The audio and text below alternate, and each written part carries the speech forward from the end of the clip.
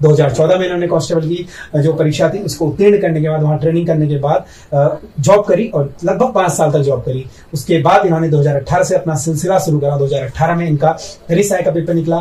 Then उसके बाद इन्होंने कनिष्ठ सहायक के बाद स्नातक स्तरीय जो ग्रेजुएशन लेवल पहली बार एग्जाम हुआ था उस एग्जाम में इन्होंने 500 कुछ रैंक लाई। फिर वो कैंसिल हुआ। दोबारा इन्होंने मेहनत करी और 87 रैंक लाई, लेकिन वो ज्वाइन नहीं किया। पटवारी का एग्जाम दिया, वो भी निकाला, टॉप 10 देहरादून से रैंक लाए, उसको भी ज्वाइन नहीं करा।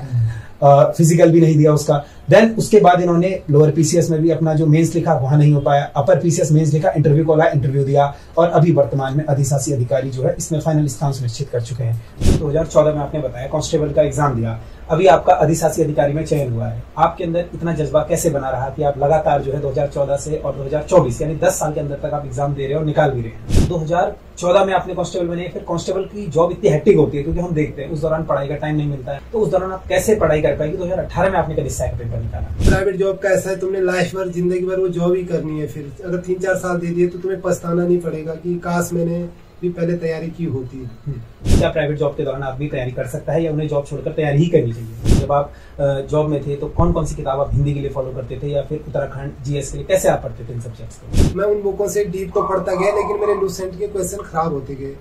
तो मैं सभी साथियों को ये बताना चाहूंगा, बुकें जितनी कम होगी उतना आपका अच्छा रहेगा। पढ़ने का आपका शेड्यूल कैसे रहता था? आपने बताया ना कि आप जॉब के दौरान फोन से पढ़ते थे, तो बहुत से लोग हमारे आजकल देखते होंगे आप फोन में डिस्ट्रैक्ट होते हैं, चाहे यूट्यूब देखना हो, रील्स देखना हो, तो उस दौरान आप कैसे खुद को मोटिवेट रख पाते थे कि मैं तैयारी कर पाऊँ? हमने चाहे कितने भी एग्जाम निकाले फिर भी मैं माई टॉक शो की वीडियो देखता हूँ, जो हर किसी से कुछ न कुछ सीखने को मिलता है। नमस्कार साथियों, मेरा नाम है मुकुल और आप देख रहे हैं माई टॉक शो। दोस्तों, माई टॉक शो के टॉपर्स पॉडकास्ट में एक और मेहमान आज हमारे साथ जुड़े हैं। हाल ही में लोक सेवा आयोग द्वारा अधिशासी अधिकारी की परीक्षा कराई गई, जिसमें इन्होंने अपना स्थान सुनिश्चित करा है। इनकी वीडियो से आपको बहुत कुछ सीखने को मिलेगा। इनकी वीडियो में आप जानेंगे कि किस तरीके से आप जॉब के दौरान तैयारी कर सकते हैं। बहुत इंस्पायरिंग इनकी स्टोरी है, तो बहुत बहुत स्वागत है आपका हमारे शो में। धन्यवाद मुकुल भाई, आपकी वजह से मुझे आपके शो पे आने का मौका मिला। सबसे पहले आप हमारे व्यूवर्स को अपना नाम बताइए और अपने इंट्रोडक्शन दे दीजिए। मेरा नाम एलम सिंह रावत है। मैं धनोल्टी टिहरी गढ़वाल ग्राम अदमस जौनपुर से मैं बिलोंग करता हूँ। मेरी शिक्षा राजकीय इंटर कॉलेज भगवान से हुई 12th तक। उसके बाद मैं बीएससी करने डीएवी कॉलेज में एडमिशन लिया। एडमिशन तो बीएससी में डाला था, लेकिन जब बाद में सब्जेक्ट चेंज करने के टाइम मैंने सब्जेक्ट चेंज कर दिए थे। सब्जेक्ट चेंज करने का मेन उद्देश्य यह था कि मैंने सोचा, जैसे साइंस बैकग्राउंड से था मैंने बीएससी में एडमिशन डाला, लेकिन मैंने आगे देखा कि बीएससी में थोड़ा स्ट्रगल है। साइंस वाले स्टूडेंट के लिए स्ट्रगल रहता है, जैसे सब्जेक्ट के साथ साथ कंपटीशन की तैयारी भी करनी पड़ती है। इसी उद्देश्य से मैंने 8 सब्जेक्ट डाल दिए थे और थोड़ा घर की परिस्थितियां ऐसी थी कि मुझे जॉब भी करनी थी, इस वजह से मैंने 8 सब्जेक्ट लिया। और तीसरा उद्देश्य ये भी था कि मैं इजीली जो है गवर्नमेंट जॉब पालूंगा, मुझे ज्यादा स्ट्रगल नहीं करना पड़ेगा। मेन उद्देश्य मेरा ये था, जिसके पीछे मैंने मतलब साइंस छोड़ के एक ड्राइंग सब्जेक्ट लिया था, ड्राइंग एंड पेंटिंग, जिसमें मेरी रुचि भी थी। तो ड्राइंग लेने का मेन मकसद मेरा ये था कि मैं इजीली बीएड ना भी करूंगा, तो उस समय ऐसा था कि ड्राइंग के लिए बीएड की मान्यता नहीं थी, तुम डायरेक्ट एलटी के लिए अप्लाई कर सकते थे। तो मैंने कहा बिना बीएड किए मुझे एलटी के लिए अप्लाई करने का मौका मिल जाएगा और मेरी जल्दी जॉब भी लग जाएगी। लेकिन हुआ ऐसा नहीं, मतलब किस्मत में जो होता है वो होता वैसा नहीं है। हुआ इसका बिल्कुल विपरीत ही। मतलब मैंने तो सोचा मेरी जॉब इजीली लग जाएगी, लेकिन जॉब इजीली लग गई। इजीली तो लगी, लेकिन वो लगी पुलिस कांस्टेबल में 2014 में जो भर्ती आई थी। तो आपके जब आपने बताया कि 2014 में आप कांस्टेबल बने, उसके बाद आपके कितने एग्जाम निकले, एक बार हमारे व्यूअर्स पे बताइए, क्योंकि आपकी कहानी से मेरे को लगता है आज बहुत सारे लोग इंस्पायर होने वाले हैं और आपका वीडियो जो है बहुत अधिक देखा जाने वाला है, बहुत अधिक लोग इसे शेयर करने वाले हैं। उन्हें बहुत कुछ यहाँ से इंस्पिरेशन मिलेगी, सीखने को मिलेगा, एक मोटिवेशन मिलेगा। आप जरा एग्जामों की अपनी धड़ी स्टार्ट कीजिए। कांस्टेबल रहते हुए आपने कितने एग्जाम निकाले? 28 अक्टूबर 2018 को कनिष्ठ सहायक का पेपर हुआ था, जिसमें 90 पोस्टें थी, उसमें मेरी 45 रैंक थी। उसमें मेरा चयन हुआ था श्रम विभाग में कनिष्ठ सहायक के पद पर। उसके बाद मैंने 2-3 साल वहाँ भी काम किया श्रम विभाग में। उसी दौरान मेरे एग्जाम में एक तो पटवारी भी आया। पटवारी में मैं फिजिकल देने नहीं गया, हालांकि टॉप 10 देहरादून में मेरा टॉप 10 में नंबर थे। उसके दौरान मेरा लोअर पीसीएस का मेंस भी दिया। मेंस में किसी कारण इंटरव्यू के लिए कॉल नहीं आई, लेकिन अपर पीसीएस का मेंस दिया, उसमें इंटरव्यू के लिए कॉल आया था। इंटरव्यू भी मैं दे चुका हूँ। उसके बाद मैंने स्नातक स्तरीय परीक्षा भी दी दोबारा। पहले भी मैं दिया था, जब 2021 में कैंसिल होने से पहले भी मैं स्नातक स्तरीय परीक्षा दी थी। उसमें मेरी रैंक थी 500 कुछ करीबन। हालांकि धांधली की वजह से रैंक ज्यादा है, उसमें उम्मीद के अनुसार रैंक नहीं आई। वहाँ एक झटका तब लगा था, और एक उससे भी बड़ा झटका तब लगा जब एग्जाम कैंसिल हो गया। फिर जैसे कैसे मन बनाया कि हाँ दोबारा तैयारी कर सकते हैं। फिर ऐसे ही यूट्यूब में मैंने एक को देखा था, आडवाणी का, उनकी एज 39 साल थी। फिर मैंने वहां से दोबारा उन्हें देखी कि मैंने कहा जब ये बंदा कर सकता तो हम भी कर सकते हैं, हमारा तो अभी कुछ भी नहीं है। तो फिर मैंने दोबारा शुरू करी थी, तब जाके मैं अधिशासी अधिकारी में एक अच्छी रैंक ला पाया हूँ। और वीडियो में भी आपका शायद चयन हुआ था, आप बता रहे थे कि कौन सी रैंक आई थी आपकी जो स्नातक स्तरीय कैंसिल होकर दोबारा हुआ था? दोबारा मेरी रैंक आई थी 87 रैंक थी उसमें मेरी। हालांकि मैंने आशा तो की थी ऊपर रैंक की, लेकिन हो नहीं पाया। तो वीडियो में मेरी रैंक 87 थी, तो उसमें वीडियो मिला मुझे। और आपने ज्वाइन नहीं किया? हाँ, ज्वाइन नहीं किया मैंने। ठीक है, तो ये एस रावत जी हैं। जैसा कि आपने देखा कि कितने एग्जाम इन्होंने निकाले। एक बार अगर आप भूल गए हो या आप मिस हो गया हो तो मैं आपको बताता हूँ। 2014 में इन्होंने कांस्टेबल की जो परीक्षा थी उसको उत्तीर्ण करने के बाद, वहां ट्रेनिंग करने के बाद जॉब करी और लगभग 5 साल तक जॉब करी। उसके बाद इन्होंने 2018 से अपना सिलसिला शुरू करा। 2018 में इनका कड़ी सहायक का पेपर निकला। देन उसके बाद इन्होंने कड़ी सहायक के बाद स्नातक स्तरीय जो ग्रेजुएशन लेवल पहली बार एग्जाम हुआ था, उस एग्जाम में इन्होंने 500 कुछ रैंक लाई। फिर वो कैंसिल हुआ, दोबारा इन्होंने मेहनत करी और 87 रैंक लाई, लेकिन वो ज्वाइन नहीं किया। पटवारी का एग्जाम दिया, वो भी निकाला, टॉप 10 देहरादून से रैंक लाए, उसको भी ज्वाइन नहीं करा। फिजिकल भी नहीं दिया उसका। देन उसके बाद इन्होंने लोअर पीसीएस में भी अपना जो मेंस लिखा वहां नहीं हो पाया। अपर पीसीएस मेंस लिखा, इंटरव्यू को आया, इंटरव्यू दिया और अभी वर्तमान में अधिशासी अधिकारी जो है इसमें फाइनल स्थान सुनिश्चित कर चुके हैं। तो बहुत कुछ आपको सीखने को मिलेगा। जल्दी से वीडियो को शेयर कर दीजिए और अधिक से अधिक लोगों में वीडियो फैला दीजिए। आपसे मेरी शिकायत है, आप वीडियो लाइक नहीं करते। देखो, लाइक करेंगे तो हमें पता लगेगा कि आपको वीडियोस पसंद आ रही है और हम इस तरीके से और वीडियोस आपके लिए लाते रहेंगे, ऐसी कहानियां लाते रहेंगे। और अगर आप शुभकामनाएं देना चाहते हैं हमारे गेस्ट को जो हमारे सामने बैठे, तो आप नीचे कमेंट बॉक्स में कमेंट कर सकते हैं, साथ ही साथ वीडियो को अधिक शेयर कर सकते हैं। तो जैसा कि आपने बताया कि आपने जो 12th है वो अपने गांव से करी थी, तो देहरादून आप तैयारी के लिए आए थे। जब यहाँ पर देहरादून जब आप तैयारी के लिए आए, कौन सा ईयर वो था? 2012 में। 2012 में आप देहरादून आए, तो उस दौरान आपने जब कॉलेज कर रहे थे साथ साथ तैयारी भी स्टार्ट कर दी थी? तैयारी कैसे स्टार्ट करी आपने? उस समय तो सेल्फ ही तैयारी करी थी, मतलब बिना कोचिंग के आपने? उस समय बिना कोचिंग के। कोचिंग का इतना वो भी नहीं था उस समय माहौल। ठीक, तो उसके बाद आपने सबसे पहली परीक्षा कौन सी दी और किसमें आपको सफलता मिली?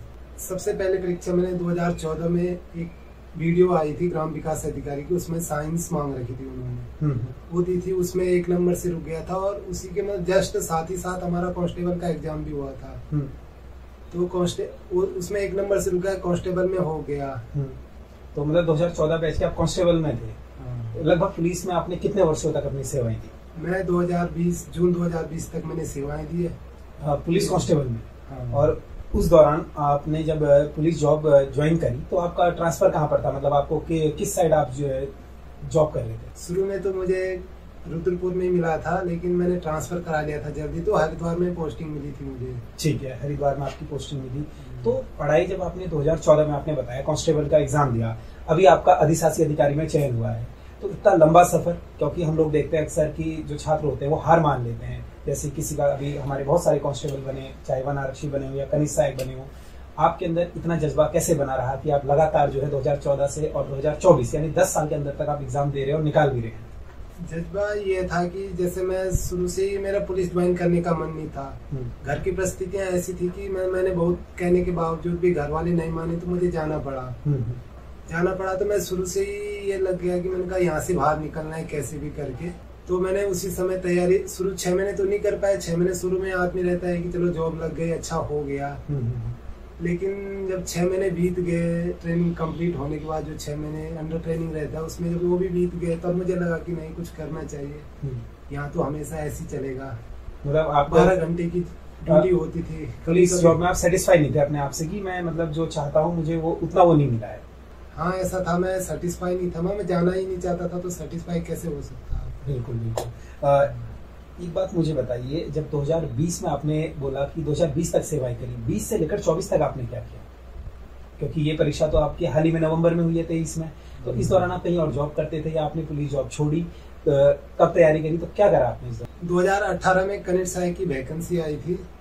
उसमें 80 पद थे या 90 पद थे, उसमें मेरी 45 रैंक थी, जिसमें मेरा सिलेक्शन हो गया था। तो 2018 में पेपर हुआ था, 2020 में हमारी ज्वाइनिंग आई थी। तो उसे ज्वाइन करने के लिए फिर मैंने कांस्टेबल छोड़ा और कनिष्ठ सहायक ज्वाइन किया। लेकिन मुझे एक चीज बताइए, जैसा आपने बताया कि 2014 में आपने कांस्टेबल बने, फिर कांस्टेबल की जॉब इतनी हेक्टिक होती है क्योंकि हम देखते हैं उस दौरान पढ़ाई का टाइम नहीं मिलता है। आप 12-12 घंटे की ड्यूटी बोल रहे हैं कि आप करते थे, तो उस दौरान आप कैसे पढ़ाई कर पाएंगे? 2018 में आपने कनिष्ठ सहायक का पेपर निकाला। तो पुलिस जॉब में थोड़ा ड्यूटी टफ तो होती है और उस टफ ड्यूटी के कारण पढ़ने का भी मन करता है कि नहीं यहाँ से बाहर निकलना है। तो ड्यूटी टफ थी, पढ़ने का जैसे कैसे टाइम निकाला। कभी 12 घंटे की ड्यूटी लग गई कहीं, या 12 घंटे की तो ऐसे कभी कभी लगती थी, कभी 8 या 10 घंटे की लगती थी। तो जैसे बाहर चौराहे पे भी लग गई तो मतलब मोबाइल में, आजकल मोबाइल का फायदा उठाया मैंने। मोबाइल में ही मेरा सारा डाटा रहता था। मोबाइल से ही मैं वो जो 10-12 घंटे की ड्यूटी रहती उसमें से मैं 5-6 घंटे पढ़ लेता था। कभी किसी चौराहे में पढ़ लिया, जैसे अगर 10 मिनट खड़े हो गए, थोड़ा बैठ गए तो देख लिया मोबाइल। कभी नाइट ड्यूटी भी लग गई 10-12 घंटे की, तो नाइट में मैं पूरा पढ़ने का मौका मिल जाता था।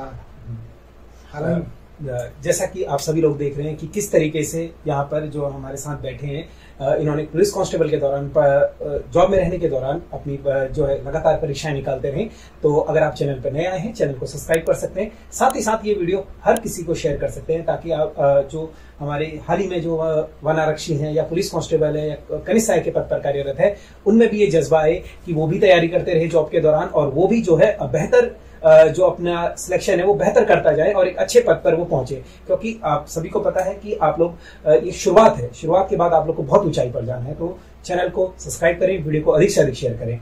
मुझे ये बताइए, जब आपने 2018 में ये पेपर निकाला, उसके बाद आपने बहुत और भी पेपर दिए होंगे, जैसे हमारे लोअर पीसीएस, अपर पीसीएस, यहाँ पर आपको सफलता मिली या आपका यहाँ कैसा रिजल्ट रहा?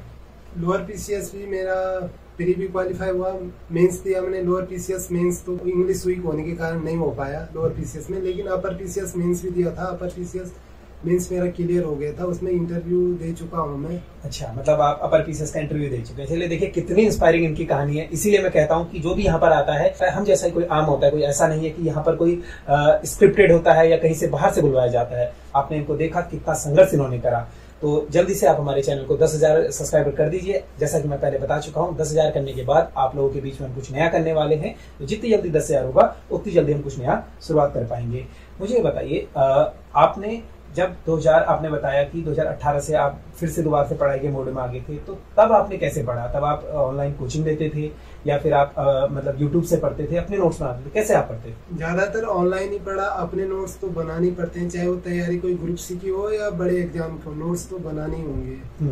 बिना नोट्स के मतलब एग्जाम के टाइम में क्या होता है, टाइम कम होता है, रिविजन हमें ज्यादा करना होता है, तो रिविजन कम से कम समय में हो पाए, इसलिए इसके नोट्स बहुत जरूरी होते हैं। जैसे आप तैयारी करते थे तो आप पढ़ने का आपका शेड्यूल कैसे रहता था? आपने बताया ना कि आप जॉब के दौरान फोन से पढ़ते थे। तो बहुत से लोग हमारे आजकल देखते होंगे, आप फोन में डिस्ट्रैक्ट होते हैं, चाहे यूट्यूब देखना हो, रील्स देखना हो। आप तो पहले से जॉब में, सैलरी आपकी आ रही है, तो आपका उसमें मन नहीं करता था कि यार मैं तो ऑलरेडी मेरी जॉब है, सैलरी मेरी आ रही है, तो मैं भी रील्स देखता हूँ, यूट्यूब में वीडियोस देखता हूँ। तो उस दौरान आप कैसे खुद को मोटिवेट रख पाते थे कि मैं तैयारी कर पाऊँ? तैयारी का मेरा पहले से उद्देश्य था, मैं किसी ऐसी जॉब में जाऊँ जहाँ तो थोड़ा रिस्पेक्ट मिले। अगर 2-4 नीचे काम करने वाले हो तो अच्छा लगता है, जहाँ मतलब ऐसी जॉब हो जहाँ रोज जाने का मन भी करे, ऑफिस जाने का। तो इसी उद्देश्य से मैं लगा रहा, अपने उद्देश्य से भटका नहीं। हालांकि डिस्टर्बेंस तो होता है, कई चीजें लुभावनी आती है, लेकिन उन चीजों से हमें इग्नोर करना पड़ता है। कई बार अपने शौक को भी मारना पड़ता है। आपने बताया, देखिए अभी वर्तमान में जो हमारे सामने बैठे एएस रावत जी, ये अधिशासी अधिकारी है। तो कांस्टेबल से लेकर अधिशासी अधिकारी बनने का सफर जो आप देख रहे हैं इनका, ये इनकी दृढ़ शक्ति थी और इनकी मेहनत थी। ये चाहते थे कि ये भी एक अधिकारी पद पर जाएं, इनके नीचे 4-5 लोग काम करें और बहुत अच्छा लगे। यही सोच के साथ हम लोग ने माई टॉक शो शुरू करा था कि ऐसी कहानी आपके बीच में आए, क्योंकि बहुत से लोग हमारे हार मान लेते हैं, एक जॉब निकालने के बाद वो बैठ जाते हैं। और अभी वर्तमान में ये पीसीएस का इंटरव्यू देकर आए हैं और कामना हम ये करेंगे कि आपका पीसीएस क्लियर हो जाए और आप उससे भी बड़े पद पर जाएं। अब मुझे ये बताइए कि एक जॉब वाला पढ़ाई कैसे करता है? मतलब क्या वो मतलब आपने जैसे बताया कि आप फोन से पढ़ रहे हैं, तो फोन से कैसे पढ़ते थे आप? फोन से तो मेरा जैसे मैंने नोट्स बनाए, जैसे शाम को मैं सपोज में ड्यूटी करके आया 7-8 बजे, तो 8 से 12 बजे का जो टाइम था वो 4 घंटे जो नोट्स बनाए, उनकी फोटो खींच ली, 8-10 फोटो, जितनी भी 10 पेज है, 10 पेज है। फिर अगले दिन ड्यूटी गए सुबह, तो ड्यूटी के दौरान वो 8-10 पेज रिवाइज कर ले पूरे। तो इसी से ये कि याद भी हो जाता था, क्योंकि वो मेरा टारगेट ही था कि 10 पेज याद करने, उन्हें 3-4 बार पढ़ के वो याद हो जाते थे। और मुझे बताइए कि कौन कौन सी किताबें आपने फॉलो करी जब आप जॉब में थे, तो कौन कौन सी किताब आप हिंदी के लिए फॉलो करते थे या फिर उत्तराखंड जीएस के लिए, कैसे आप पढ़ते थे इन सब्जेक्ट्स को? शुरू में तो शुरुआत मैंने लूसेंट से करी, हिंदी की लूसेंट हो गई, जीएस की लूसेंट हो गई। ये 2 बुकें मेन होती, एक परीक्षावाणी हो गई, 3। तो शुरुआत मैंने इन्हीं से करी थी, लेकिन धीरे धीरे 2018 में उत्तराखंड अधिनियम सेवा चयन आयोग ने कुछ एक्स्ट्रा पूछना शुरू किया, तो और किताबें मिलाई, जैसे राजेंद्र बलोदी हो गया, अजय रावत हो गया, फिर यशवंत कटोच, ये तीनों बुक लाया मैं। तो फिर मैंने डीप पढ़ना शुरू किया। इसके साथ जीएस के लिए भी मैंने बुकें बढ़ाई, परीक्षावाणी की अलग अलग सीरीज लाया मैं, जैसे पॉलिटिकल के लिए अलग, इकोनॉमिक्स के अलग, ज्योग्राफी के लिए अलग। लेकिन उस चीजों से उतना फायदा नहीं हुआ। मैं उन बुकों से डीप तो पढ़ता गया, लेकिन मेरे लूसेंट के क्वेश्चन खराब होते गए। तो मैं सभी साथियों को ये बताना चाहूंगा, बुकें जितनी कम होगी उतना आपका अच्छा रहेगा। 2018 और 21-22 के बीच मैंने बहुत ज्यादा बुकें इकट्ठी कर ली थी, यहाँ तक कि लक्ष्मीकांत भी पढ़ी है मेरे पास, स्पेक्ट्रम भी है, इन बुकों को भी मैंने पढ़ा है। लेकिन जितनी ज्यादा बुकें पढ़ोगे तुम्हारे बेसिक क्वेश्चन गलत होने लगते हैं। तो मेन फोकस हमारा अब भले मैं अपर पीसीएस भी दे चुका हूँ और पुनः अपर पीसीएस का भी होना है, और आरओ में भी मेरा फोकस है, आरओ मेंस के लिए। फिर भी मैं लूसेंट और बीएस नेगी के अलावा कोई बुक नहीं खोलना चाह रहा हूँ, क्योंकि मुझे पता है कि जो सामान्य क्वेश्चन है वही मेरिट रोकते हैं, और अगर वो गलत ना हो तो आदमी मेरिट में आसानी से नाम पा लेता है। जैसे कि आपने क्लियरली बोला, देखो यही होता है, आपने क्लियरली बोला कि आप लूसेंट को फॉलो करें, आप लूसेंट फॉलो करते थे। लेकिन कुछ एक लोग होते हैं ना जो बोलते हैं कि आप घटना चक्र पढ़ो या फिर दृष्टि पढ़ो या पूर्वालोकन पढ़ो, अलग अलग किताबों के नाम बताते हैं। तो आपने इनकी तरफ कभी देखा नहीं, या फिर आपको ऐसा लगता था कि यार इतनी बुकें मैं पढ़ ले रहा हूँ और फिर हौच-पौच सा हो जा रहा है, वो क्लियर नहीं हो पा रहा है? तो आपने मतलब व्यूअर्स को क्लियर मैसेज दिया कि लूसेंट से हो जाएगा, या आप ऑन कैमरा सही बात कह रहे हैं? मैं बिल्कुल सही कह रहा हूँ। मेरे पास घटना चक्र के भी नोट्स हैं। जैसे घटना चक्र की बात किया आपने, तो घटना चक्र भी मैंने अलग अलग सब्जेक्ट ही पढ़ी है। घटना चक्र मैंने अलग अलग नोट्स भी बनाए, उनमें से कुछ क्वेश्चन तो नॉर्मल ही होते हैं जो तुम्हें लूसेंट में मिल जाए सब में, लेकिन घटना चक्र से वो कॉमन क्वेश्चन ढूंढने जो बिल्कुल इजीली हो। लेकिन मैंने क्या किया, मैंने थोड़ा डीप पढ़ लिया घटना चक्र। उसका घाटा मुझे थोड़ा अधिशासी अधिकारी में भी देखने को मिला। अधिशासी अधिकारी में मेरे लूसेंट के कम से कम 8-10 क्वेश्चन गलत हुए। तो जिसके बाद मैंने निर्णय लिया, अब मेरा कोई भी पेपर हो, चाहे आरओ मेंस हो, चाहे अपर पीसीएस का प्री हो, फिर से मैं अब घटना चक्र की तरफ कम जाऊंगा, बिल्कुल शॉर्ट में, बल्कि बीएस नेगी और लूसेंट पे ज्यादा फोकस करूंगा। ठीक, आप अपने नोट्स दिखा रहे हैं, एक बार आप व्यूअर्स को हमारे नोट्स दिखा सकते हैं अपने? मैंने क्वेश्चन आंसर फॉर्म में नोट्स बनाए हैं घटना चक्र के, और वही है जो बिल्कुल, इसमें मैंने क्वेश्चन तो पेन से लिखे हैं, लेकिन आंसर पेंसिल से लिखे, ताकि जैसे पढ़ते वक्त तुम्हारा आंसर पे एकदम नजर न जाए। ठीक, ताकि वो क्वेश्चन थोड़ी देर माइंड में रहे, तुम आंसर खुद ढूंढो, तब जाके तुम आंसर की तरफ जाओ। ताकि बिल्कुल सही बात आपने बताई। दूसरी चीज मुझे बताइए, ये तो आपका प्री का मटेरियल होगा, मेंस के लिए आपने क्या फॉलो करा? क्योंकि मेंस आप इंटरव्यू देकर आए हैं, तो मेंस के लिए तो ऐसा नहीं है कि आप लूसेंट पढ़कर मेंस दे सकते हो, तो मेंस के लिए आपने क्या सोच अपनाया? मेंस के लिए मैंने ऑनलाइन कोर्स खरीदा था। एक महीने में गया भी वहाँ ऑफलाइन, लेकिन मैंने फिर ऑनलाइन खरीदा था, क्योंकि जॉब के दौरान तो ऑफलाइन हो नहीं पाया। लेकिन मैंने ऑनलाइन कोर्स खरीदा था, तो वहीं से मैंने थोड़ा बहुत क्लासें ली मेंस के लिए, और उसी से मेरा मेंस क्लियर हो गया था। एक बात और मैं आपको एएस रावत जी के बारे में बता दूं कि इससे पहले जो वीडियो का एग्जाम हमारा हुआ था, स्नातक स्तरीय, जो रद्द होकर दोबारा हुआ था, उसमें भी इनका स्थान सुनिश्चित हुआ था। 87 रैंक इनकी थी, बट इन्होंने ये फैसला लिया कि इसे ज्वाइन नहीं करेंगे, क्योंकि उसके बाद क्या था, ज्वाइनिंग एक लेट हुई। इससे पहले अधिशासी अधिकारी का पेपर दे चुके थे, और इन्हें कहीं ना कहीं अधिशासी अधिकारी पेपर अच्छा गया था, तो अंदर से एक विश्वास था कि मेरा अधिशासी अधिकारी में हो जाएगा, और एक सीट जो है इन्होंने बचाई। तो ये मैसेज भी बहुत जरूरी है आप लोग को देना, कि बहुत सारे लोग आपने सुना होगा कि 10 जगह डीवी कराते हैं, बट यहाँ पर जो हमारे सामने बैठे हैं, इन्होंने भला सोचा। देखिए अभी कनिष्ठ सहायक पद पर है, हो सकता है कि 6-7 महीने वीडियो में जॉब करते, देन उसके बाद अधिशासी अधिकारी ज्वाइन करते, लेकिन जब साफ नियत होती है, तो जो हमारे सामने बैठे हैं, इन्होंने क्या करा, वीडियो को ज्वाइन नहीं करा। जब आपने वीडियो ज्वाइन नहीं करा, लेकिन आप ये मन सोच रहे थे कि मेरा अधिशासी अधिकारी में हो जाएगा, कहीं ना कहीं एक डर भी तो रहा होगा कि अगर मान लीजिए नहीं होगा, तो उसके बाद तो आप कनिष्ठ सहायक ही हैं। फिर आपने इतना बड़ा फैसला कैसे लिया? फैसला मैंने इससे पहले भी ले चुका हूँ। पटवारी मेरा देहरादून से था, जिसमें मैं अच्छी रैंक में था, टॉप 10 में मेरा नाम था उसमें फिजिकल के लिए, लेकिन मैंने वहाँ फिजिकल भी नहीं दिया, इसी वजह से कि मैंने कहा ज्वाइन तो करना नहीं है, लास्ट में 1 महीने विदाउट सैलरी का तो दिक्कत आएगी, तो इसलिए मैंने कहा जब ज्वाइन नहीं करना है, तो मैंने फिजिकल भी नहीं दिया पटवारी का। तो इसी वजह से मैंने यहाँ भी यही सोचा कि ईओ आने वाला है, ईओ में बाई चांस नहीं भी होगा तो आरओ मेरा है।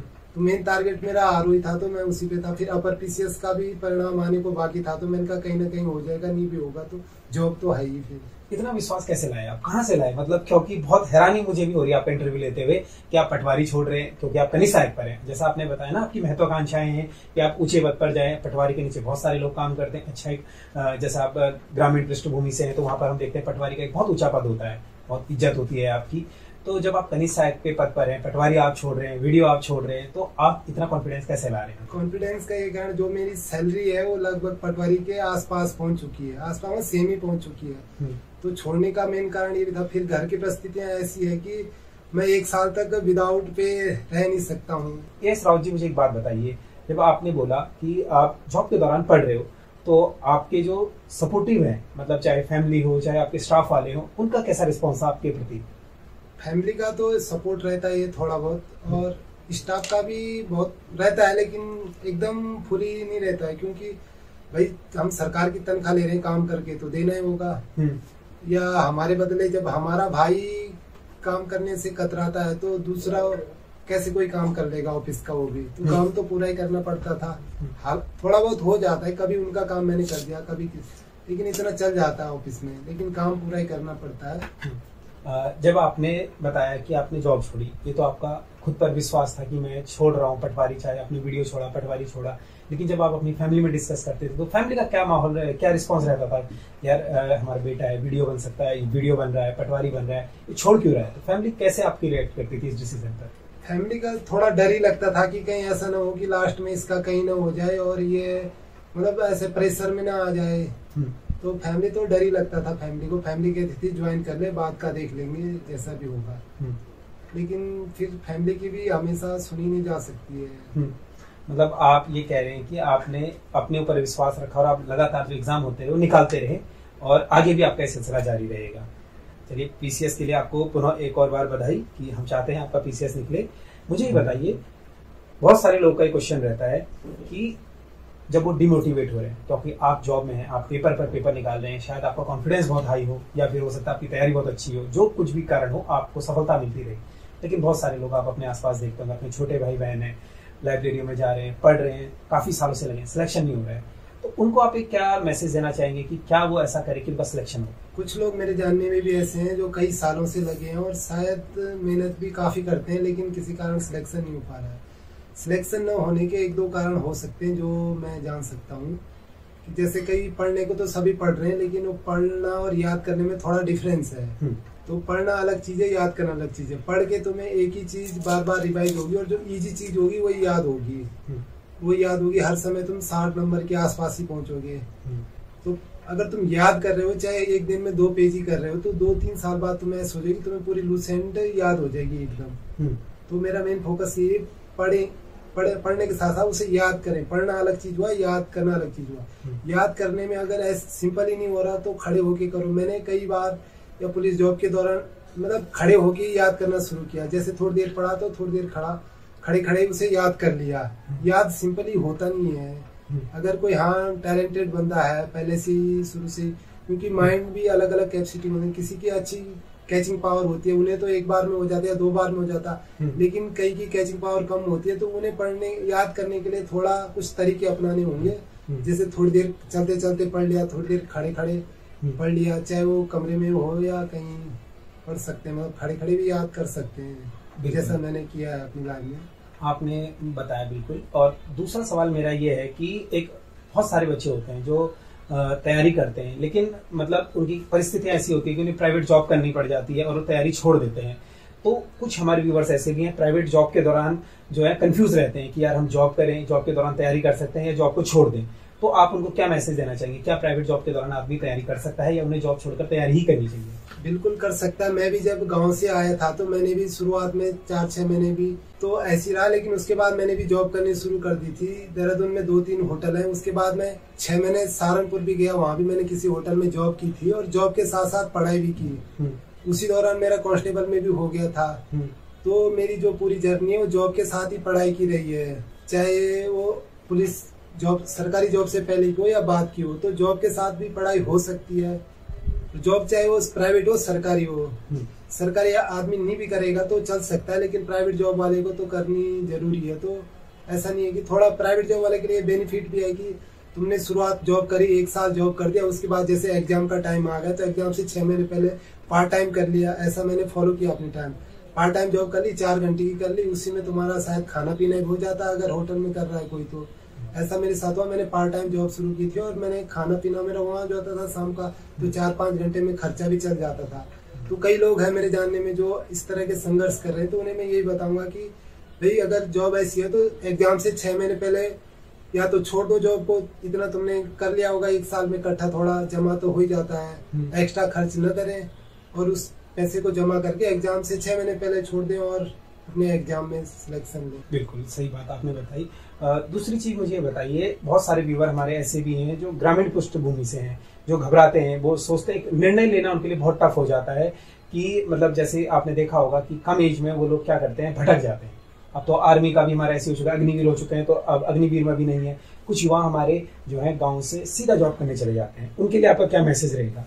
क्योंकि होता क्या है, उन बच्चों का ऐसा लगता है पढ़ाई बहुत टफ है, हमसे होगा ही नहीं, क्योंकि गांव में अच्छे स्कूल नहीं होते हैं, अच्छी शिक्षा उनकी हुई नहीं होती है।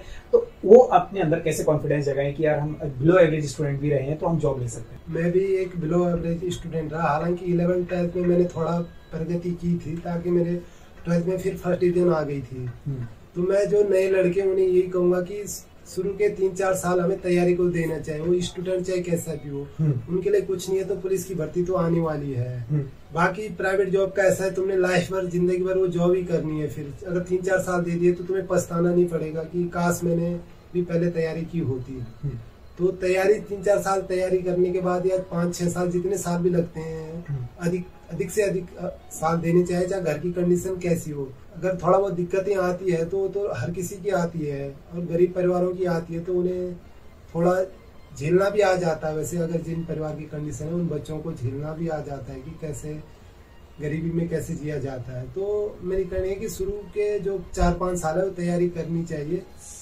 और दूसरी चीज मुझे ये बताइए, बहुत लोगों का ये कंफ्यूजन रहता है कि जैसे कुछ लोग तो शुरू से तैयारी वालों का हमारा हो चुका है, जिनकी एज 28 हो गई है, कुछ लोग तैयारी करते करते 28 के हो चुके हैं, 29 के हो चुके हैं, वो लोग छोड़ना चाहते हैं, वो लोग मूव ऑन करना चाहते हैं क्योंकि सिलेक्शन नहीं हो रहा है। और कुछ लोग ऐसे हैं कि प्राइवेट जॉब कर रहे होते हैं, लेकिन उन्हें बाद में रियलाइज होता है कि यार प्राइवेट में कुछ नहीं रखा है, 5-6 साल प्राइवेट जॉब करने के बाद वो 28 की एज से शुरू करते हैं। तो इन दोनों में आप इन दोनों को किस तरीके से बताओगे कि एक तो जो पहले आप ये वाला आंसर दीजिए कि 28-29 में जो युवा छोड़ रहा है तैयारी 5 साल करने के बाद, वो छोड़े या ना छोड़े, या क्या अलग करे कि उसका सिलेक्शन हो? तैयारी छोड़ने का अगर कंडीशन बद से बदतर हो तो तभी छोड़नी चाहिए, अगर उसे जाना ही पड़ रहा है, नहीं तो वैसे आसानी से छोड़नी नहीं चाहिए तैयारी। क्योंकि मैंने बहुत से साथियों को देखा है, मेरे साथ भी है, जो 38 और 40 की एज में भी सिलेक्शन ले रहे हैं। इसी अधिशासी अधिकारी में एक लड़की मेरे जानने में है, उसकी डेट ऑफ बर्थ 88 है, 35 साल की है, अभी शादी भी नहीं हुई है, उसका भी सिलेक्शन हुआ। और पिछले इस साल तक स्तरीय में भी आपने देखा होगा, जो हल्द्वानी का था वो बंदा, और उसने 38-39 साल की एज में सिलेक्शन लिया है। काफी अच्छी रैंक आई थी, काफी अच्छी रैंक भी लाई थी। एक सिलेक्शन तो अलग बात, उनकी अच्छी रैंक भी आई थी। तो उन्होंने भी जॉब मतलब बाद में शुरू किया, 35-36 साल में शुरू किया, तो उनसे मैं काफी इंस्पायर हुआ। नहीं तो मैंने भी बीच में थोड़ा छोड़ दिया था, फिर जब उनका सिलेक्शन हुआ, उन्होंने मुझसे अच्छी रैंक लाई थी, तो फिर मैंने कहा ये बंदा कर सकता है तो मैं क्यों नहीं कर सकता हूँ। तो तब जाके मैं थोड़ा बहुत मैंने तैयारी की उन्हें देख के, और मैं थोड़ा अधिशासी अधिकारी पे मैं अच्छी रैंक ले आया। फिर ठीक है, बहुत अच्छी रैंक आई। रैंक कौन सी आई आपकी इसमें? 30 रैंक है। अच्छा, आपकी 30 रैंक है अधिशासी अधिकारी में। जितने भी व्यूअर देख रहे हैं, हमारे चैनल को आप सब्सक्राइब कीजिए, वीडियो को अधिक से अधिक शेयर करें, और आपने अगर आपने हमें सोशल मीडिया पर फॉलो नहीं करा है तो सोशल मीडिया यानी फेसबुक, साथ ही साथ टेलीग्राम, इंस्टाग्राम, आप तमाम सोशल साइट्स पर हमें फॉलो कर सकते हैं। लिंक नीचे डिस्क्रिप्शन में आ रही होगी, वहां जाकर आप चेकआउट कर सकते हैं। राहुल जी, मुझे एक और चीज बताइए, जो मैंने आपसे पूछा था, कुछ लोग 28-29 के बाद शुरू करने की सोचते हैं, वो लोग कैसे शुरुआत करें और कैसे मोटिवेट रखें कि यार हम इन युवाओं के बीच में तैयारी करने आ रहे हैं, कैसे होगा हमारा सिलेक्शन? 28-29 के जो लोग तैयारी करने आ रहे हैं उनके पास भी अच्छा मौका है। जो बंदा 20 साल की एज में तैयारी करा, वो भटक सकता है अपने लक्ष्य से, कभी इधर कभी उधर, उसके मन में 10 तरह की बातें आती है, 10 तरह के लोग। लेकिन जो 28-29 का आएगा, उसे समाज का या सब चीज का पूरा स्वाद का भी पता होगा और अनुभव भी होगा, वो आसानी से भटकेगा नहीं, अपनी समय की वैल्यू भी समझेगा, क्योंकि उन्होंने धक्के खाए होंगे तब जाके वो तैयारी में आ रहे होंगे। तो वो आए, जरूर आए, तैयारी करें। और 2-4 साल बाद क्या होगा, अगर नहीं भी होगा तो फिर भी तुम उसी कंडीशन में रहोगे तो नुकसान नहीं है मजा आने में। मतलब कहने का मतलब ये है कि एक लोगों ने किया भी है। एक बार ट्राई करने में क्या जा रहा है, ट्राई करने में क्या जा रहा है। अगर आपकी गवर्नमेंट जॉब की ख्वाहिश है तो अपनी ख्वाहिश पूरी करनी जरूरी है, नहीं तो आदमी जिंदगी भर सोचता रह जाएगा कि मैं करूँ ना करूँ। मेरा मन भी, जैसे मैं पुलिस में भर्ती हो गया था, लेकिन 1-2 साल बाद आने लग गया था मन में कि मैं छोड़ दूं। 3-4 साल में सोचता ही रह गया कि छोड़ दूं। आखिर छोड़ नहीं पाया, तब छोड़ा जब कलेक्शन हो गया। तो मैं भी पछताता हूँ कि काश मैंने उसी समय छोड़ दिया होता तो शायद मेरा इससे भी अच्छी जगह या अपर पीसीएस में एकदम 100% चांस होते होने के, लेकिन मैं कुछ नहीं कर पाया। ऐसी गलती आप लोग ना करें। जहाँ पर भी मन करे, वो चाहे कैसी भी जॉब हो, अगर तुम्हारा मन नहीं कर रहा है करने का तो उस जिंदगी का जो तुम रो के कर रहे हो नौकरी, इसलिए उसे वहीं पे छोड़ के जो होगा देखा जाएगा। तो जैसा कि आपने देखा कि पुलिस कांस्टेबल से इतना बड़ा सफर हमारे साथ रावत जी ने जो तय किया, जैसा कि मुझे एक और चीज आपसे जाननी है। आपने देखा हम लोग बहुत सारे इंटरव्यूज लेते हैं, आपने भी शायद हमारे चैनल को देखा होगा, तमाम उत्तराखंड में देखा जा रहा है और बहुत सराहना हमें मिलती है। तो इन वीडियोस का क्या मैसेज जाता है लोगों के ऊपर, मतलब जैसे आप भी हैं, पढ़ाई के दौरान ऐसी वीडियोस देखते हैं या फिर जो हमारे छात्र देखते हैं, ये वीडियो का क्या मैसेज होना चाहिए छात्रों के प्रति? क्योंकि छात्र ऐसा समझते हैं, जैसे कोई यहाँ पर आप बैठे हैं, उन्हें ऐसा लगता है कि झूठ बोल रहे हैं। ऐसा नहीं हो सकता है कि आपने तैयारी के दौरान फोन से तैयारी कर ली, कुछ ऐसे आते हैं 6 महीने में तैयारी करी, नहीं हो सकता है। मतलब नेगेटिव कमेंट जाता रहता है हमारे जो नीचे कमेंट बॉक्स हैं। तो वो छात्र जो तैयारी कर रहे हैं या फिर करने की सोच रहे हैं, वो इन वीडियोस को किस तरीके से लें? देखिए, वीडियोज को हमेशा सकारात्मक लेना चाहिए। हमने चाहे कितने भी एग्जाम निकाले, फिर भी मैं माई टॉक शो की वीडियो देखता हूँ, जो हर किसी से कुछ न कुछ सीखने को मिलता है। पूरा 100% पूरा कोई नहीं होता है। तो वीडियो को देखें, उनसे जो अच्छी चीजें वो ग्रहण करें। अगर कोई झूठ तुम्हें लग भी रहा है, कोई झूठ बोल रहा है, तो उसे इग्नोर करें, उससे तुम्हारा कोई नुकसान होने वाला है नहीं। अगर किसी ने झूठ भी बोल दिया, लेकिन हर किसी में कोई ना कोई क्वालिटी होती है, कोई ना कोई अच्छाई होती है, तो उन्हें जरूर ग्रहण करें और अपने आप में। बिल्कुल सही बात है, क्योंकि देखो हमारा मकसद यही है कि आप लोगों के बीच में ऐसे लोगों को लाया जाए जो ग्रामीण पृष्ठभूमि से, जिन्होंने काफी स्ट्रगल करा, काफी मेहनत करी और अपना सिलेक्शन सुनिश्चित करा। और बहुत सारे इंटरव्यूज आपने हमारे देखे होंगे कि सेल्फ स्टडीज पर ज्यादा रहते हैं। कोचिंग वाले बहुत कम हम लोग लाते हैं, या आते भी हैं तो वो मॉक टेस्ट उन्होंने कोचिंग सेंटर में लगाए होते हैं। लेकिन जैसे कि रावत जी हमारे बीच में सेल्फ स्टडी कर इतने सारे एग्जाम निकाले। अगर मैं इनके एग्जामों की बात करूं तो जैसा कि आपने देखा 2014 में पुलिस कांस्टेबल बने, देन उसके बाद कनिष्ठ सहायक निकाला, पटवारी इन्होंने नहीं गए, वहां पर बहुत अच्छी रैंक लाई, वीडियो इन्होंने ज्वाइन नहीं करा, वहां पर अच्छी रैंक लाई। साथ ही साथ लोअर पीसीएस इन्होंने मेंस लिखा है, अपर पीसीएस मेंस लिखा है, आरओ मेंस लिखा है, और साथ में इन्होंने जो है अभी अधिशासी अधिकारी को अपना स्थान सुनिश्चित करा है। और ये सब तब करा है जब ये जॉब में है, पिछले 10 सालों से लगभग ये जॉब में है और जॉब के दौरान इतने सारे पेपर निकाले हैं। तो रावत जी, मुझे और चीज बताइए कि जो भी आपकी वीडियो देख रहा है अभी, अगर वो ये सोचे कि मैं आज से ही शुरू करता हूँ, अभी से शुरू करता हूँ, तो उसको किस तरीके से तैयारी शुरू करनी चाहिए? मतलब वो सेल्फ स्टडी करे, उससे हो सकता है, या कहीं कोचिंग जानी चाहिए? देखिए, जिसपे पूरा टाइम है, जैसे जॉब नहीं है, तो वो कोचिंग जा सकता है। कोचिंग जाने में नुकसान कुछ नहीं है, क्योंकि आदमी 12 या 14 घंटे बिल्कुल कमरे पे या लाइब्रेरी में भी बैठ नहीं सकता है। तो कोचिंग जाने से जो काम वो 6 घंटे में कर सकता है, वो कोचिंग में 4 घंटे में हो सकता है, या 3 घंटे में हो सकता है। तो 2-3 घंटे वहाँ कोचिंग जाके बच जाते हैं उनके। तो जैसा कि आपने रावत जी को सुना, इतने सारे सिलेक्शन ये ले चुके हैं। मैं चाहता हूं कि अगली बार मैं किसी का इंटरव्यू कर रहा हूं तो सामने आप बैठे हो और आपका इंटरव्यू हम करें और आपकी कहानी से तमाम वो लोग इंस्पायर हो जो तैयारी करना चाहते हैं। तो वीडियो को देखने के लिए बहुत बहुत धन्यवाद। जल्द मुलाकात होगी आपसे एक नई पॉडकास्ट में एक नए टॉपर के साथ।